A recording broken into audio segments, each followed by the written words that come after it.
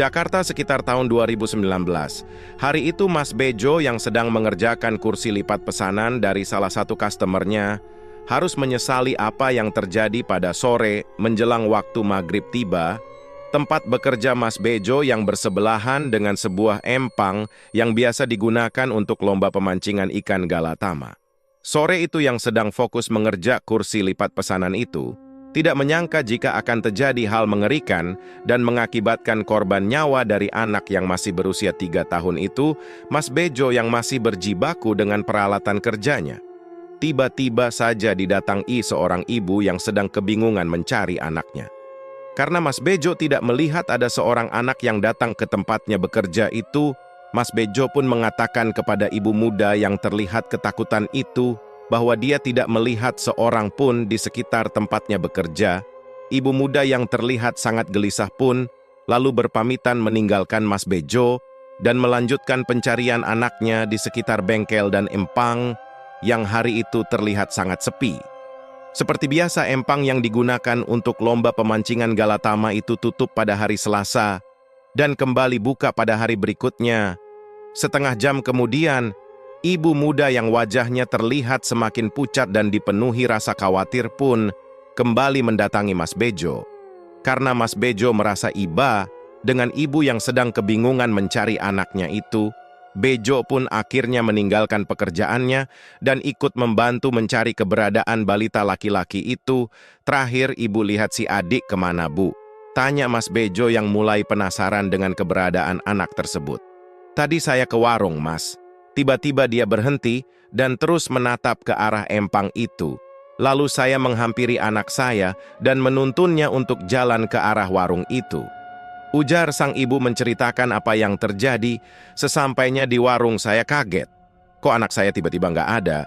Setelah saya memilih beberapa barang yang ingin saya beli, karena saya pikir anak saya sudah pulang dan meninggalkan saya di warung, akhirnya saya pun langsung pulang setelah menyelesaikan belanjaan saya. Tapi ternyata anak saya tidak ada di rumah dan ini sudah 1 jam. Saya mencari tapi belum ketemu, Mas. Sang ibu yang kedua matanya mulai berkaca-kaca. Kok bisa ya, Bu, harusnya? Anak ibu kan ada di warung bersama ibu. Tanya Mas Bejo yang merasa ada sesuatu hal yang janggal. Makanya Mas, saat saya melepaskan pegangan tangan saya, tiba-tiba saja anak saya tuh kagak ada di samping saya. Saya juga heran kok anak saya bisa pergi secepat itu ya. Balas sang ibu yang mulai menangis. Ya sudah, Bu, ayo saya bantu cari. Ibu cari ke warung, biar saya cari di sekitar empang. Oh iya, anak ibu pakai baju warna apa? Ucap Mas Bejo sambil menanyakan tentang anak tersebut. Anak saya pakai kaos warna biru, Mas. Balas ibu itu sambil berlalu pergi ke arah warung sembako yang ada di seberang jalan. Tidak sampai 10 menit berlalu, Mas Bejo pun berteriak minta tolong kepada orang-orang yang ada di sekitarnya. Mas Bejo yang melihat sangat terkejut ketika melihat sesuatu berwarna biru, mengapung di pinggiran empang pun terus berteriak minta tolong hingga beberapa orang datang ke tempatnya berada. Mas Bejo yang berusaha menarik sosok yang terapung di pinggir empang itu akhirnya berhasil mengangkat anak laki-laki yang berusia 3 tahun yang sedang dicari oleh ibunya tadi. Tapi setelah memberikan pertolongan pertama pada korban tenggelam, Mas Bejo yang dibantu Mas Yadi pun gagal menyelamatkan nyawa balita laki-laki tersebut. Teriakan histeris dari sang ibu pun pecah ketika melihat anak kesayangannya itu sudah tidak bernyawa dan masih berada dalam dekapan Mas Bejo.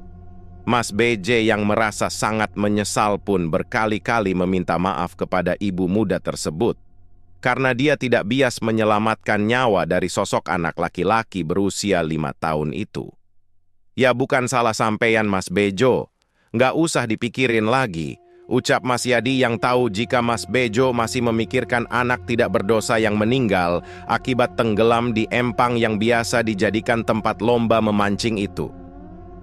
Setelah ikut mengantarkan anak laki-laki itu ke rumah sakit terdekat untuk memeriksa kondisi dari anak tersebut, Mas Bejo dan Mas Yadi pun kembali ke bengkel las tempat Mas Bejo bekerja tadi.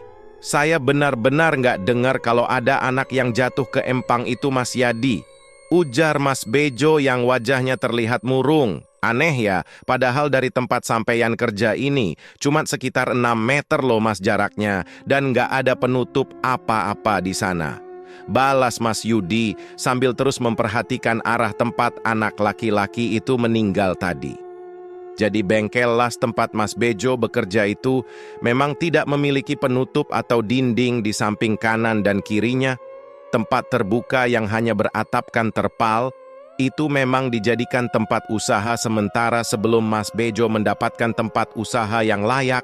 Jarak dari tempat Mas Bejo berada dengan tempat kejadian pun kurang lebih hanya sekitar 5-6 meter.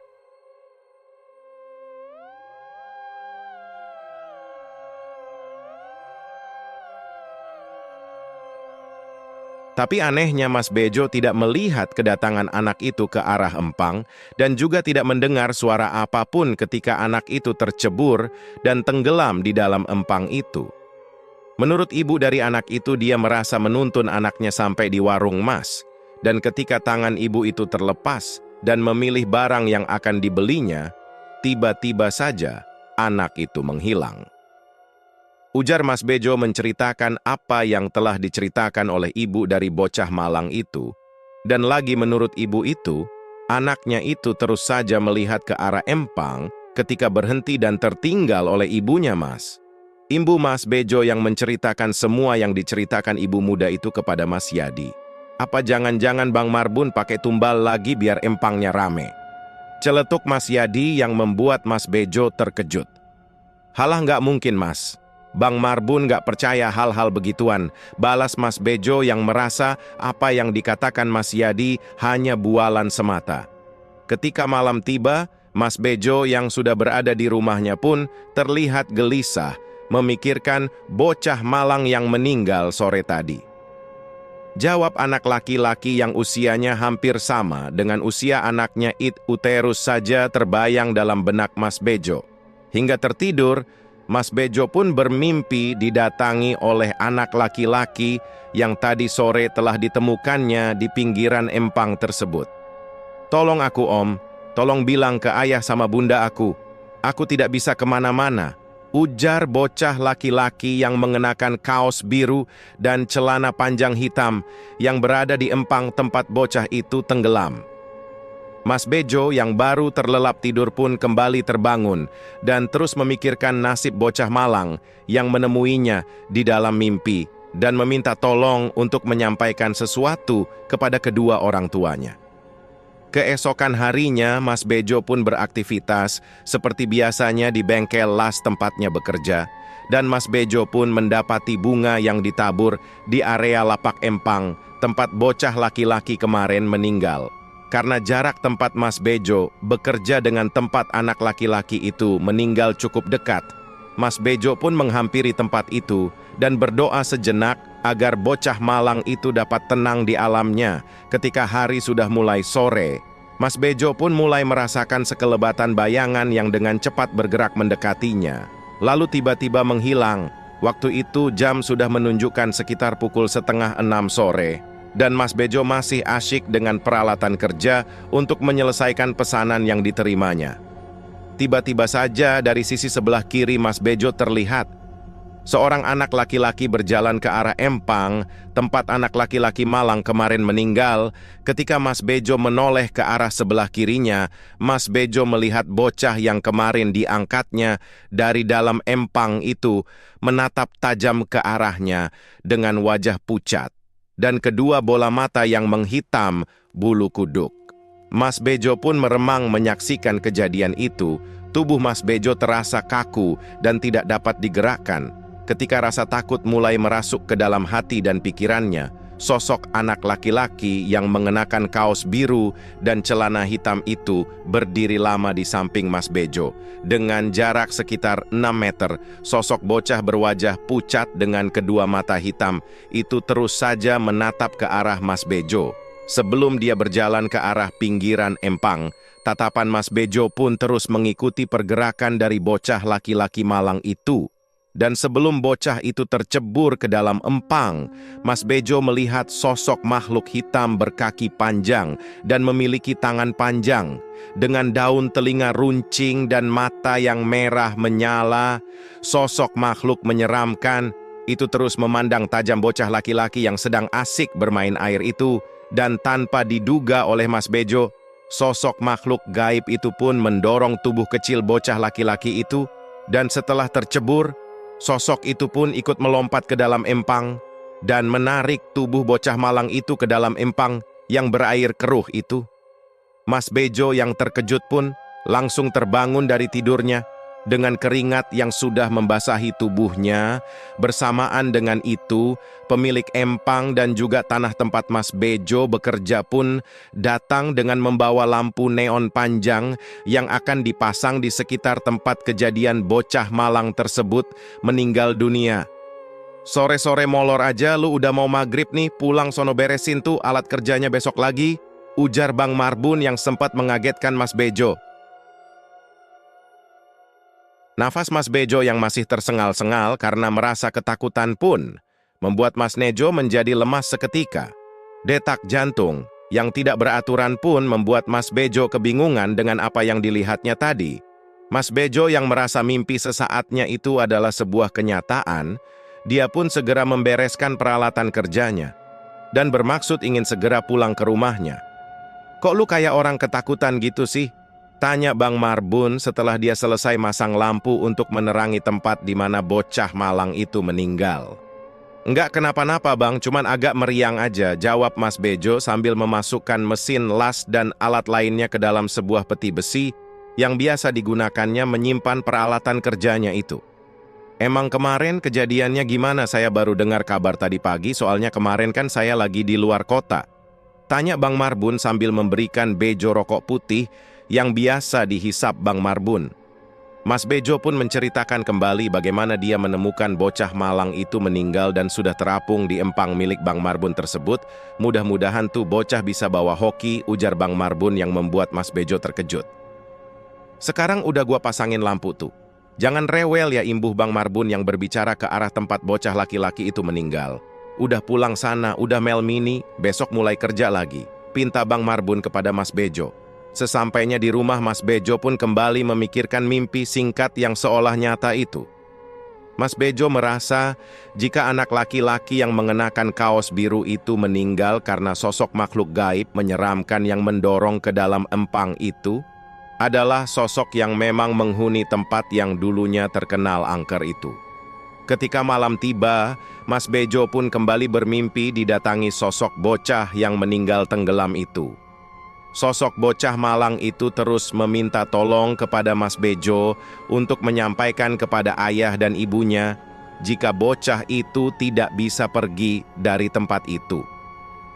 "Tolong Om, makhluk jahat itu yang sudah mencelakai saya dan saya diminta menemaninya di sini," ujar bocah laki-laki yang ada di pinggiran empang milik Bang Marbun itu.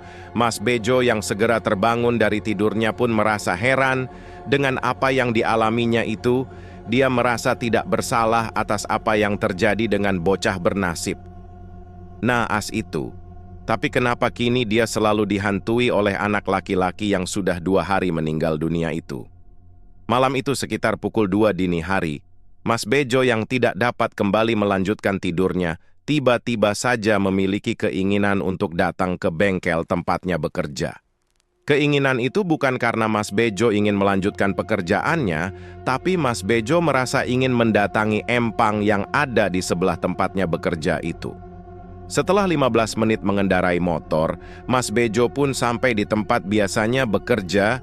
Suasana terasa sepi dan sangat dingin hingga dedaunan yang ada di sekitar bengkel. Mas Bejo pun terlihat dibasahi oleh embun. Mas Bejo yang memandang ke arah empang tempat bocah laki-laki itu meninggal, tiba-tiba saja mendengar suara tangisan anak kecil yang sangat memilukan hati. Suara tangisan anak itu terus terdengar memanggil-manggil ayah dan ibunya sambil mengucapkan kata tolong berkali-kali. "Ibu tolong, adek mau pulang bu. Ayah tolong adek ya, adek mau pulang," ucap suara yang terus didengar oleh Mas Bejo. Di saat bersamaan, Mas Bejo pun sangat terkejut ketika tiba. Tiba Bang Marbun datang dari arah samping depan bengkelnya. Mas Bejo yang terkejut pun berkali-kali mengumpat dan menyumpahi pemilik tanah yang disewanya menjadi tempatnya bekerja itu. "Kurang ajar lu," ujar Mas Bejo, ketika pundaknya ditepuk Bang Marbun dari arah belakang. "Monyong lu. Malah maki-maki gua suek lu, Jo," saut Bang Marbun, sambil tertawa kaget lu ya. Imbuh Bang Marbun yang membuat Mas Bejo merasa kesal. "Maaf jika suaranya berbeda. Asem sampean ini ngagetin saya aja bang," keluh Mas Bejo sambil mengusap-usap dadanya. "Lu ngapain malam-malam kesini? Emang lu mau ngelembur?" tanya Bang Marbun sambil membakar rokok berbungkus putih dengan logo abjad tersebut. "Sudah 2 malam ini saya bermimpi didatangi anak itu bang, jadi karena tidak bisa tidur lagi akhirnya saya memutuskan untuk kesini," jawab Mas Bejo yang juga ikut membakar rokok kretek favoritnya itu. "Terus ngapain lu bengong aja di sini?" tanya Bang Marbun lagi. "Tadi saya dengar anak itu manggil-manggil ayah dan ibunya bang, dia kayak minta tolong gitu sambil manggil ayah dan ibunya," jawab Mas Bejo menjelaskan apa yang baru saja didengarnya itu. "Keluarganya aja geblek, harusnya MA itu tempat di ngajiin tuh empang," balas Bang Marbun sambil menunjuk ke arah di mana bocah malang itu tenggelam. "Emang bocah itu rewel aja dari tadi sore, padahal gua pasangin lampu tuh biar terang tempatnya," imbuh Bang Marbun sambil memandangi empang miliknya itu. "Kok bisa ya bang, padahal anak itu kecemplungnya deket banget dari tempat saya kerja. Tapi anehnya saya nggak dengar apa-apa bang, sumpah," ujar Mas Bejo menjelaskan. "Emang kuping lu udah ditutup sama si Item?" saut Bang Marbun yang membuat Mas Bejo bingung. "Si Item? Siapa bang?" tanya Mas Bejo penasaran. "Yang megang wilayah sini nih dari ujung kali itu sampai ujung komplek depan, yang megang ya si Item," jawab Bang Marbun, sambil menghisap rokoknya dalam-dalam. "Si Item itu demit bang?" tanya Mas Bejo lagi semakin penasaran. "Bilangnya demit Jo, kayaknya dia wakilnya Jin Iprit dah," jawab Bang Marbun yang membuat Mas Bejo tersenyum. "Ah yang bener lah bang, sampean ini kalau cerita jangan sepotong-potong bikin orang bingung," ujar Mas Bejo sedikit kesal. "Sebelum gua tinggal di sini ini, tempat emang angker Jo, dan gua pernah didatangin langsung sosok makhluk gaib yang badannya tinggi gede, kumisnya baplang tapi badan sama mukanya hitam semua. Nah dia bilang kalau nama dia si Hitam dan dia minta sama gua setahun sekali dibakarin rokok lisong di pojok pinggir kali sama di sekitar tempat rumah gua itu," ujar Bang Marbun menjelaskan sosok makhluk gaib yang menguasai daerah tersebut. "Nah itu gaib kali yang nyemelungin bocah itu ke empang," imbuh Bang Marbun. "Lagi persis bang, persis sama mimpi saya tadi sore itu, saya ngelihat bocah itu didorong dari belakang sama sosok makhluk hitam berkaki jenjang, telinganya runcing dan matanya merah," balas Mas Bejo menceritakan apa yang dialaminya sore tadi. "Berarti bukan si Item yang nyemelungin bocah itu Jo, karena kalau si Hitam badannya gede tinggi kayak kita-kita orang, cuma warna kulitnya hitam dah pokoknya, terus kumisnya belang kayak pagar kabupaten," ucap Bang Marbun menjelaskan. Ketika sedang asik berbincang, tiba-tiba saja Bang Marbun dan Mas Bejo mendengar seorang yang sedang menangis di tempat yang di empang tersebut. Bang Marbun yang niatnya meledek Mas Bejo pun segera berlari ke arah rumahnya yang berada di ujung empang tempat bocah laki-laki itu meninggal. Mas Bejo yang panik karena ditinggal lari oleh Bang Marbun pun segera pergi dari bengkel tempatnya bekerja. Mas Bejo yang langsung berlari ke arah motor yang dikiranya di depan bengkel lasnya itu pun segera menghidupkan mesin motor yang semula tampak baik-baik saja. Tapi sialnya di tengah rasa panik yang sedang dialami Mas Bejo, motor yang sehari-hari digunakan Mas Bejo beraktivitas itu tiba-tiba saja mesinnya tidak mau menyala, dan setelah Mas Bejo hendak untuk mengengkol sedada motor matiknya itu, Mas Bejo kembali dikejutkan dengan penampakan sosok makhluk bertubuh tinggi besar yang terlihat hanya seperti bayangan hitam itu. Tubuh Mas Bejo pun gemetar ketakutan menyaksikan penampakan sosok makhluk gaib yang sangat menyeramkan itu, dan ketika tubuh Mas Bejo terasa lemas, Mas Bejo pun langsung pingsan karena merasa sangat ketakutan. Ketika Mas Bejo berada di alam bawah sadarnya, Mas Bejo kembali bertemu dengan sosok anak laki-laki yang mengenakan baju warna biru dan celana hitam itu. Sosok anak kecil itu terlihat duduk termenung di pinggiran empang milik Bang Marbun, sambil tangannya memainkan air keruh yang ada di hadapannya itu. Ketika sosok bocah tersebut menoleh ke arah Mas Bejo, Mas Bejo pun dibuat kembali terkejut melihat wajah pucat dari bocah lelaki naas itu, yang kedua bola matanya terlihat hitam di seluruh bagiannya.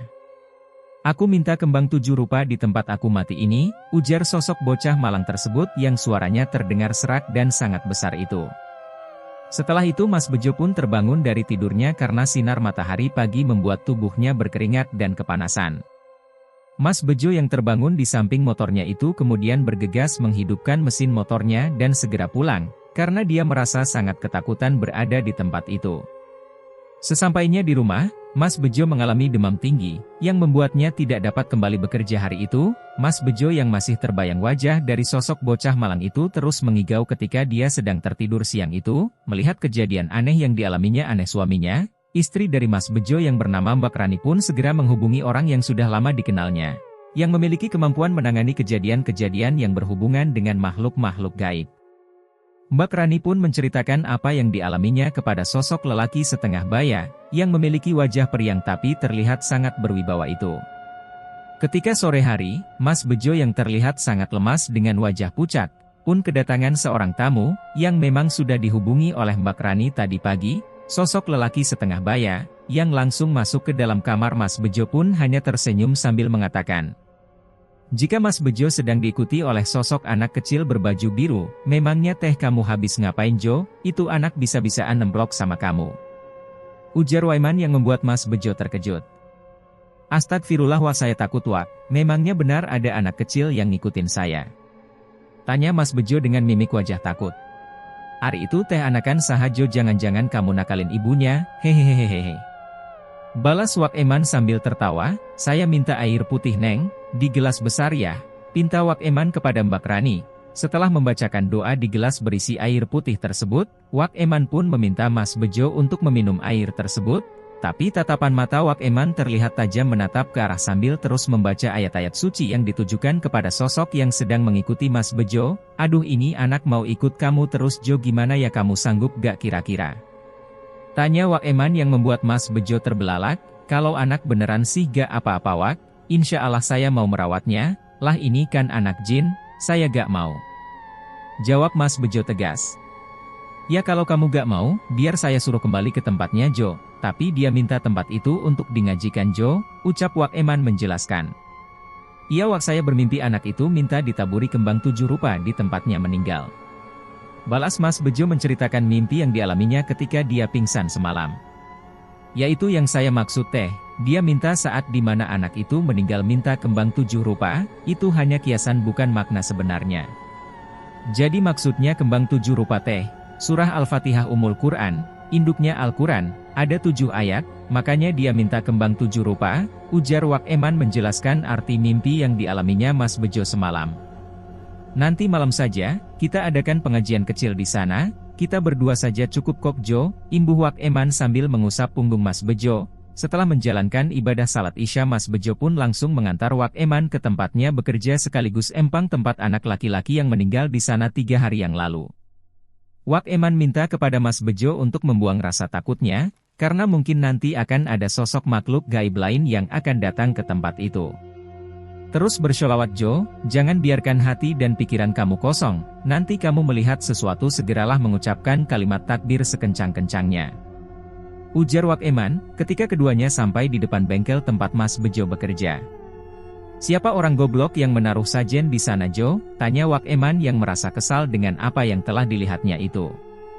"Kayaknya yang punya tempat ini Wak, Bang Marbu namanya," jawab Mas Bejo. "Sesajen yang tujuannya dihidangkan buat makhluk gaib itu hukumnya musyrik Jo, kamu jangan mau berbuat seperti itu ya," tegas Wak Eman sambil berjalan ke arah tempat sesajen itu berada. "Woi ngapain lu di situ?" tegur seseorang dari rumah yang berada di ujung empang tersebut. "Ini saya Bejo Bang," sahut Mas Bejo sambil melambaikan tangannya. Tidak lama kemudian Bang Marbun yang memiliki empang dan tanah luas di sekitarnya pun menghampiri Mas Bejo dan Wak Eman. "Bagus elu datang Jo, itu bocah rewel banget nangis mulu dari habis maghrib tadi," ujar Bang Marbun ketika dia sampai di depan Mas Bejo dan Wak Eman. "Iya Bang, ini saya kesini bersama Wak Eman ingin mengaji dan mengirim doa kepada anak tersebut, mudah-mudahan arwahnya bisa tenang," Bang balas Mas Bejo menjelaskan. "Nah bagus dah, ini juga udah gua bikin sajen tapi dia masih rewel." Ucap Bang Marbun sambil menunjuk nampan bundar yang berisi kembang, buah, kopi hitam, dan juga susu tersebut. Kalau masih panas teh biar saya yang minum Bang daripada dikasihkan ke jin hitam. Sahut Wak Eman yang membuat Bang Marbun terkejut. Waduh si Akang tahu aja kalau ada si hitam di sini, emang Akang bisa ngelihat dia. Tanya Bang Marbun penasaran, noh dia ada di belakang si Abang. Balas Wak Eman yang membuat Bang Marbun bergidik ngeri. Jangan sembarangan kalau ngomong Kang, itu jin yang nguasain wilayah sini kalau dia marah bisa berabe kita semua. Sahut Bang Marbun dengan suara berbisik. Biar, kalau mau marah teh biar marah sama saya, hehehe, balas Wak Eman sambil tertawa. Ya sudah Bang, saya dan Bejo izin untuk mengaji sebentar di sini, dan maaf nih sajanya saya akan pindahkan dulu ya, ucap Wak Eman dengan santun. Setelah membacakan surah Yasin dan juga mengirimi surah Al-Fatihah untuk almarhum anak laki-laki malang itu, Wak Eman pun terlihat mulai berkomunikasi dengan sosok yang menurut Bang Marbun menguasai wilayah tersebut. Tubuh Wak Eman mulai berkeringat dan gemetar, ketika hembusan angina kencang tiba-tiba saja menerpa tubuh Wak Eman, Mas Bejo dan juga Bang Marbun. Tapi yang membuat Bang Marbun terkejut adalah ketika Mas Bejo dengan lantang mengucap kalimat takdir yang dengan seketika membuat Wak Eman membuka kedua matanya. Nah datang oge jalmana, ucap Wak Eman yang langsung berdiri dari tempatnya duduk bersila tadi. Wak Eman pun langsung menepuk pundak Bang Marbun yang juga ikut berdiri di sampingnya. Dan setelah itu, Bang Marbun mundur ke belakang tubuh Wak Eman, dan memalingkan wajahnya dari arah depan, sementara Mas Bejo yang sedari awal melihat penampakan sosok makhluk gaib bertubuh besar dengan kaki jenjang itu, terus membaca ayat-ayat suci Al-Quran untuk menguatkan hatinya. Tak iya enu ngasih sajen tadi, ujar Wak Eman sambil menoleh ke arah Bang Marbun. Itu Bang, makhluk yang Abang kasih makan tadi, imbuh Wak Eman kepada Bang Marbun yang sontak membuat tubuh Bang Marbun gemetar. Jangan bercanda dong Kang itu kan jin bukan badut. Badut gak tuh hehehehe. Sahut Bang Marbun yang wajahnya terus menunduk ke arah bawah. Ya saya kira, si Abang mau kenal lebih dekat dengan sosok jin itu, karena Bang yang sering ngasih makan dia. Celetuk Wak Eman yang sebenarnya membuat Bang Marbun kesal. Ini nih orangnya ada di belakang saya, seru Wak Eman yang semakin membuat Bang Marbun jengkel. Udah Kang jangan diajak bercanda lagi, itu jin nanti kalau dia ngamuk bisa berapi urusannya. Balas Bang Marbun menahan rasa kesalnya. Setelah Bang Marbun berkata seperti itu, Wak Eman pun kemudian berjalan maju menghampiri sosok makhluk gaib yang menjadi penyebab kematian dari bocah malang tersebut. Semua sudah menjadi takdir dari anak kecil itu, sekarang saya minta dengan baik, tolong lepaskan sukma sejati dari bocah tidak berdosa itu, ujar Wak Eman kepada sosok bermata merah berdaun telinga runcing dan memiliki kaki panjang, serta tubuh hitam itu. Anak itu akan aku jadikan kekuatan supaya tempat ini ramai dikunjungi orang.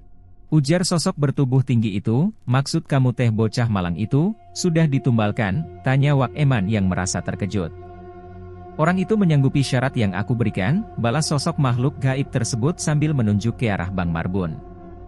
Astagfirullahaladzim, saya tega ridao kalau sukma anak itu mau kamu jadikan mainan di sini. Sekarang lepaskan dia, atau saya minta secara paksa dan saya juga akan membakar MU jin goblok sia. Ujar Wak Eman yang merasa sangat terpukul dengan pengakuan sosok jin berkaki panjang tersebut. Akan aku lepaskan, tapi aku minta penggantinya. Balas sosok tersebut dengan tenang, enak saja gak ada tawar-menawar, lepaskan anak itu atau saya akan mulai membakarmu dengan izin Allah. Seru Wak Eman dengan tegas, sosok makhluk gaib yang rupanya sering mendatangi Bang Marbun dan mengaku bernama si hitam itu. Ternyata adalah sosok jin dengan tubuh tinggi dan memiliki isi gigi yang tajam, serelinga runcing dan mata merah menyala. Sedang sosok yang digambarkan Bang Marbun waktu dia menceritakan kepada Mas Bejo adalah sosok jawara yang memiliki tubuh hitam dan kumis tebal. Karena jin tersebut bersikeras untuk menahan sukma dari bocah laki-laki malang itu, Wak Eman pun mulai membacakan surah-surah Al-Quran untuk memusnahkan sosok jin jahat tersebut. Adu kekuatan pun mulai terjadi, tapi atas seizin Sang Maha Pencipta alam semesta ini, Wak Eman pun berhasil memukul mundur sosok jin yang terlihat mulai tidak berdaya itu. Saya beri satu kesempatan lagi, monggo, ucap Wak Eman yang membuat Mas Bejo tersenyum. Dalam hati Mas Bejo berkata, si Wak kayak iklan rokok aja, sosok jin yang semakin melemah itu akhirnya mau melepaskan sukma dari anak kecil yang meninggal tenggelam di empang milik Bang Marbun itu. Dan setelah melihat sosok bocah buajah lugu dan tidak berdosa itu, Wak Eman pun meneteskan air matanya. Wak Eman pun mendoakan sukma dari bocah malang itu agar tenang di sisi Allah Subhanahu wa Ta'ala. Dan sebelum sosok bocah lugu itu pergi, bocah itu melambaikan tangan ke arah Mas Bejo sambil berkata, "Terima kasih Om." Air mata Mas Bejo pun tidak terbendung lagi. Mas Bejo pun merasa kesedihan mendalam karena kehilangan sosok anak yang tidak mengerti apa-apa itu. Dan setelah semua usai, Wak Eman pun segera menghampiri Bang Marbun yang berada di samping Mas Bejo. "Segeralah bertobat Bang, apa yang Abang telah lakukan itu adalah dosa besar. Bersekutu dengan makhluk gaib, serta menghilangkan nyawa dari anak yang tidak berdosa itu adalah sebuah kebiadaban yang luar biasa. Semoga Allah mengampuni kesalahan Abang. Dan segeralah bertobat sebelum terlambat," ujar Wak Eman yang langsung berlalu pergi dari tempat itu. Sesampainya Wak Eman dan Mas Bejo rumahnya, Mas Bejo pun kembali menanyakan apa yang sebenarnya terjadi kepada Bang Marbun. Menurut pemahaman Wak Eman, Bang Marbun sering didatangi sosok makhluk gaib yang memang sudah berada di tempat itu selama ratusan tahun. Jin jahat itu lalu mengaku bernama Si Hitam dan sering menampakkannya dengan wujud jawara berbadan besar, tapi seluruh tubuhnya berwarna hitam. Sosok sesuatu kepada Bang Marbun meminta dari kopi pahit dan sebatang rokok, lalu meminta cerutu atau lisong, dan akhirnya meminta nyawa manusia untuk kelancaran usahanya. Empang yang sudah lama dikelola oleh Bang Marbun memang sempat terlihat sepi dan hal itu jelas membuat penghasilan Bang Marbun menurun, tapi Mas Bejo tidak pernah menyangka jika orang yang dikenalnya baik itu tega melakukan hal demikian hanya untuk sebuah kelancaran usahanya. Jadi sebenarnya Bang Marbun tahu ya Pak kalau bocah laki-laki itu meninggal akibat perbuatan jin jahat itu? Tanya Mas Bejo yang sudah terlihat normal kembali. Sangat tahu, makanya dia pergi selama beberapa hari sebelum bocah naas itu meninggal di empang miliknya. Saya sempat merasa bersalah karena saya sama sekali tidak mendengar suara bocah itu ketika dia tenggelam ke dalam empang, padahal tempatnya tidak jauh dari tempat saya bekerja. Waktu itu mata dan telinga kamu memang sudah ditutupi oleh jin itu Jo, sehingga kamu tidak mendengar dan melihat apa-apa selain apa yang sedang kamu kerjakan. Balas Wak Eman menjelaskan. Setelah kejadian itu Mas Bejo pun memilih untuk pindah dan mencari tempat bekerja baru, karena Mas Bejo takut akan ada kejadian serupa yang menimpanya di kemudian hari, karena menurut Mas Bejo sosok Bang Marbun masih terlihat biasa saja, dia tampak sehat dan beraktivitas seperti biasa tanpa merasakan sedikit pun penyesalan. Bang Marbun pun akhirnya menuai apa yang telah diperbuatnya ketika Bang Marbun jatuh sakit, setelah didatangi sosok yang selama ini mengaku bernama Si Hitam tersebut. Si item yang kembali datang dan meminta apa yang telah sering diberikan oleh Bang Marbun pun merasa marah, ketika permintaannya tidak dipenuhi oleh Bang Marbun, dan oleh karena itu Bang Marbun pun langsung jatuh sakit berbulan-bulan, hingga akhirnya Wak Eman kembali datang untuk menyembuhkan penyakit yang disebabkan oleh gangguan jin jahat tersebut. Selesai demikianlah cerita kita kali ini, mohon maaf untuk suaranya tiba-tiba berubah di tengah cerita, karena itu suara buat menggunakan AI, dan untuk menggunakan suara saya belum mempunyai dana yang mencukupi untuk membeli alat-alat untuk merecord suara saya. Dan kalau ada yang ingin mendonasikan sedikit uangnya untuk saya bisa dengan Saweria di deskripsi, dan terima kasih, saya dari Ruang Gelap pamit, mohon maaf kalau ada salah kata, wassalamualaikum.